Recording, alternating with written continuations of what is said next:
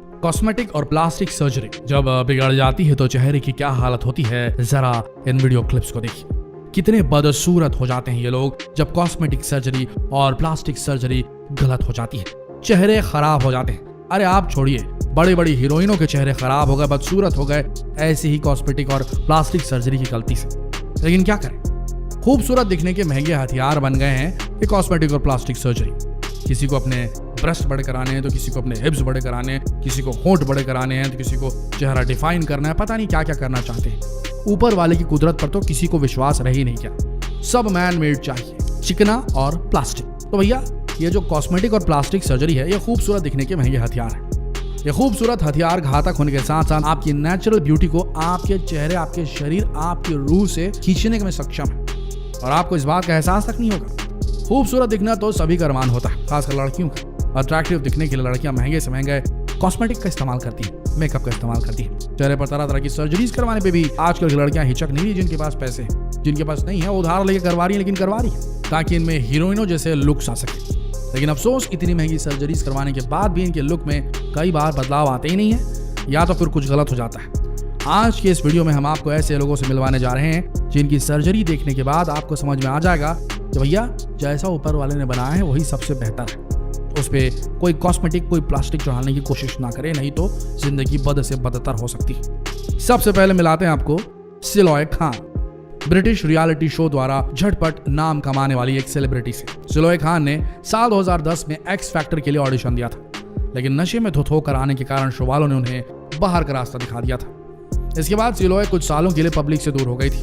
बाद में जब इनकी एंट्री हुई तो इन्हें कोई पहचान ही नहीं पाया, क्योंकि इन्होंने अपना हुलिया पूरी तरीके से चेंज कर लिया था। एक नए अवतार और नए लुक के साथ इन्होंने साल 2016 में यूनाइटेड किंगडम के बिग ब्रदर में भाग लिया।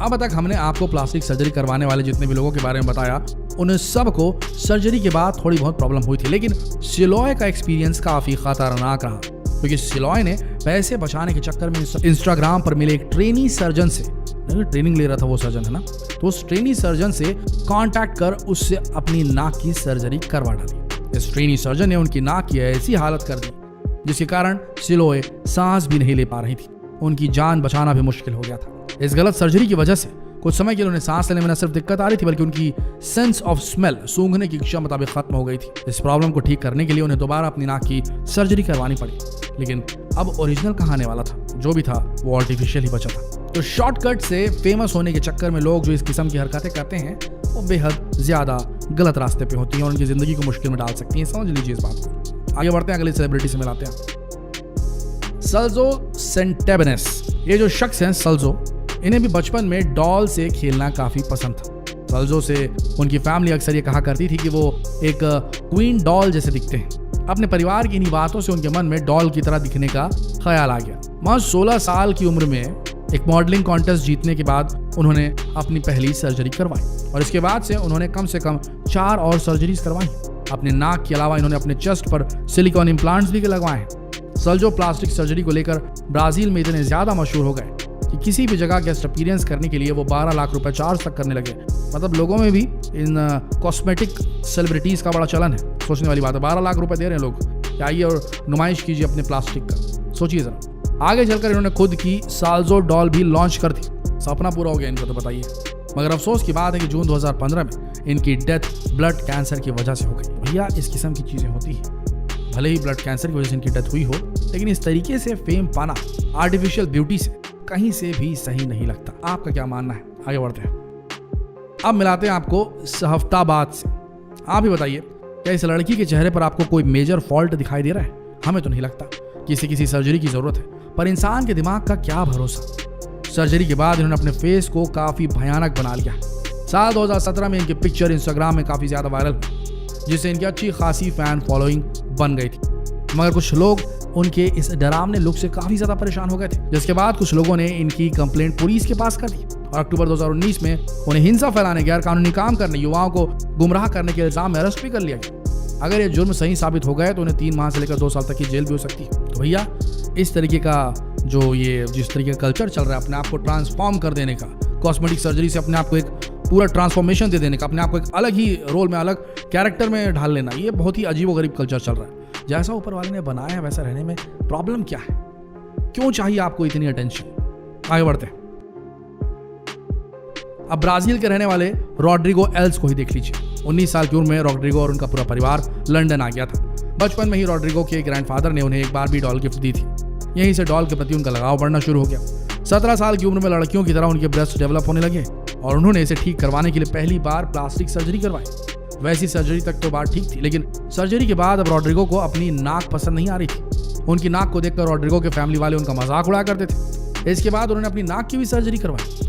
सर्जरी के बाद भी जब वे अपनी नाक से संतुष्ट नहीं हुए तो उन्होंने दोबारा अपनी नाक की सर्जरी करवाई। रॉड्रिगो ने अब तक 51 प्लास्टिक सर्जरी और 103 कॉस्मेटिक प्रोसीजर्स करवा लिए हैं और अब भी वो रुकने का नाम नहीं ले रहे। इन्होंने अपनी बॉडी को परफेक्ट करने के लिए करोड़ों रुपए खर्च कर दिए, मगर उन्हें अभी भी ऐसा लगता है जैसे वे किसी और के शरीर में कैद है। साल 2019 में उन्हें इस बात का एहसास हुआ कि असल में वो एक ट्रांसजेंडर है। इसके बाद उन्होंने रॉड्रिगो से जेसिका बनने की सोची। इसके लिए उन्होंने पूरे 1 लाख पाउंड पानी की तरह बहा दिए। उन्होंने अपने 6 पैक्स एब्स को निकलवाकर ब्रेस्ट इम्प्लांट्स तक करवा डाले। इन्होंने अपने माथे की चमड़ियों और हड्डियों को घिसवाकर छोटा तक करवा डाला और द्वार इन्होंने अपने एडम्स एप्पल को भी छोटा करवा लिया। गले में जो दिखता है जवान लड़कों में निकला हुआ भाग एडम्स एप्पल, उसे भी छोटा करवा लिया, वो भी फुल फीमेल लुक पाने के लिए। आज अपनी फीमेल वाली लुक से काफ़ी खुश है। भैया आपको मुबारक रॉड्रिगो जी, ये बाकी युवाओं को इस तरीके से गुमराह ना करें। आगे बढ़ते हैं और मिलवाते हैं आपको वलेरिया ल्यूकोनोवा से। अभी तक आपकी मुलाकात हमने जिन विकेट डॉल टाइप के कैरेक्टर से करवाई थी, विभत्स से गुड़िया जैसे दिखने वाले लोगों से करवाई थी, उनसे थोड़ी अलग है। अब आपको मिलवाते हैं वलेरिया ल्यूकोनोवा से। इनका मकसद बारबी डॉल बनना नहीं, वलेरिया एक आउट ऑफ बॉडी इंस्ट्रक्टर है। खूबसूरत दिखने के लिए इन्होंने अपने ब्रेस्ट इम्प्लांट करवाए हैं, लेकिन काफ़ी लोगों का कहना है कि इन्होंने अपनी कमर को स्लिम करवाने के लिए अपने रिब्स की हड्डियों को भी निकलवाया है। ये भी एक तरह की सर्जरी है जिसमें आप अपने रिब्स को तोड़वा कर बाहर निकलवा सकते हैं ताकि कमर आपकी पतली दिख सके। लेकिन इस तरह की सर्जरी के लिए डॉक्टर्स कंसल्ट करना जरूरी, क्योंकि इस सर्जरी के बाद साइड इफेक्ट भी हो सकता है। तो इस तरीके से वलेरिया ने अपने आप को ज़्यादा आकर्षक दिखाने के चक्कर में ये सारा कुछ कर लिया। अब मिलाते हैं आपको जस्टिन जर्डिका से। जस्टिन जर्डिका को बचपन से ही अपनी नाक पसंद नहीं थी, इसलिए उन्होंने बड़े होने पर अपनी नाक की सर्जरी कराने की सोची। हालांकि उनके पेरेंट्स इस फैसले के सख्त खिलाफ थे, लेकिन 18 साल की उम्र में उन्होंने अपनी नाक माइकल जैक्सन की तरह करवा डाली। तब से लेकर अब तक उन्होंने 500 से भी ज़्यादा सर्जरी और कॉस्मेटिक प्रोसीजर करवाए हैं। उन्होंने सिर्फ अपने चेहरे पर ही नहीं बल्कि अपनी पूरी बॉडी पर भी सर्जरी करवा डाली है।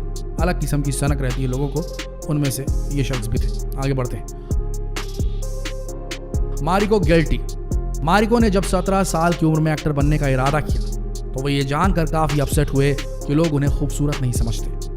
अपने आप को गुड लुकिंग दिखाने के लिए उन्होंने प्लास्टिक सर्जरी का सहारा लेना शुरू किया। उन्होंने लगातार 15 सर्जरीज करवाई डॉल जैसा लुक पाने के लिए। तो भैया ऐसा करने की ज़रूरत क्या है? अगर आप अपनी प्रेजेंट बॉडी को हेट करते हैं, बॉडी शेम कर रहे हैं आप एक हिसाब से अपने शरीर को कि मेरी नाक भद्दी दिख रही है, मेरा कलर ठीक नहीं है, मेरी आंखें सही नहीं है, मुझे थोड़ा और हाइटेड होना चाहिए था। कई लोगों में रहता है ये समस्या कि हम नाटक के हैं, हमें थोड़ा और हाइट बढ़ाने की ज़रूरत है, मैं मोटा हूँ, मैं पतला हूँ।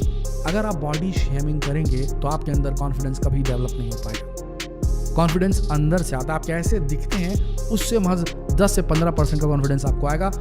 80 to 90% कॉन्फिडेंस इंसान के अंदर सेल्फ कॉन्फिडेंस होता है जो अंदर से आता है, उसे अपने अंदर डेवलप कीजिए। ज़रा एक बार सोच के देखिए कि अमिताभ बच्चन दुनिया के सबसे खूबसूरत दिखने वाले मर्द हैं, लेकिन उनकी फ़ैन फॉलोइंग देखिए। क्या शाहरुख खान दुनिया के सबसे खूबसूरत दिखने वाले शख्स हैं, लेकिन उनकी फ़ैन फॉलोइंग देखिए। क्या सलमान खान दुनिया के सबसे हाइटेड आदमी है, लेकिन उनकी पॉपुलैरिटी उनकी बॉडी के लिए की जाती थी, उसी वजह से वो फेमस हुए थे ज़्यादा एक टाइम पे, रोमांटिक छवि के अलावा अगर बोला जाए तो। देखिए आप कैसे कैरी करते हैं अपने शरीर को, आपकी पर्सनालिटी को किस तरीके से आप कैरी करते हैं, और डिपेंड करता है आपके अंदर के कॉन्फिडेंस लेवल पे, ना कि आपकी बाहरी बनावट पे। इसे याद रखिएगा दोस्तों। क्रिकेट का भगवान भी उतना खूबसूरत नहीं जितना खूबसूरत उसके बल्ला चलाने का तरीका है। याद रखिए इस बात को और शेयर कीजिए। आज के यूथ को ये समझना बेहद ज़रूरी है कि उन्हें बदलने की ज़रूरत नहीं है, उन्हें बस अपने आप से अवेयर होने की ज़रूरत है, अपने अंदर के आत्मविश्वास को जगाने की ज़रूरत है, बस और कुछ नहीं। शेयर कीजिए इस वीडियो को, इस संदेश को फेसबुक पर, व्हाट्सएप पर, यूट्यूब पर, ताकि युवा ये कॉस्मेटिक और प्लास्टिक के चक्कर में ना पड़े। प्लीज़ शेयर कीजिए इस वीडियो को। मिलते हैं अगले दिलचस्प जानकारी के साथ अगले वीडियो में। तब तक के लिए आप सबका इस वीडियो के अंत तक बने रहने के लिए दिल से धन्यवाद।